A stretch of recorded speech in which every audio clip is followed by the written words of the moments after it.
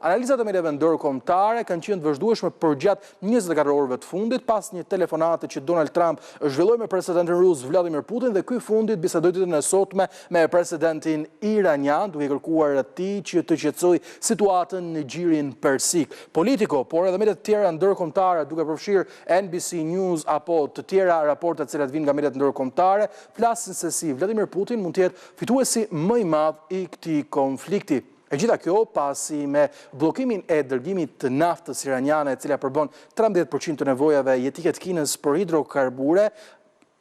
Rusia mund ta përdorë këtë moment për të rritur shitjet e naftës së saj, ku aktualisht le të themi ka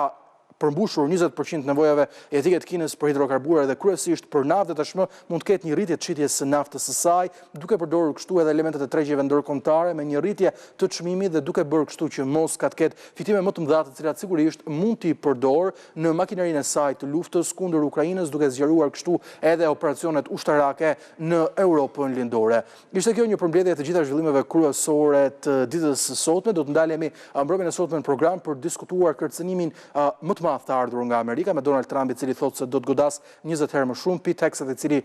ka deklaruar e thënë në mënyrë metaforike kështu se kjo do të jetë nata e kiametit, dhe sigurisht në pjesën e dytë të programit do të kuptojmë më gjërësisht ndikimin e Europës sa i përket luftës së lindjes së mesme dhe e anasjellta me përfshirjen e Volodymyr Zelenskit, i cili duket se po jep leksione se si bëhet një betejë. Të gjitha këto menjëherë vetëm pas siglës.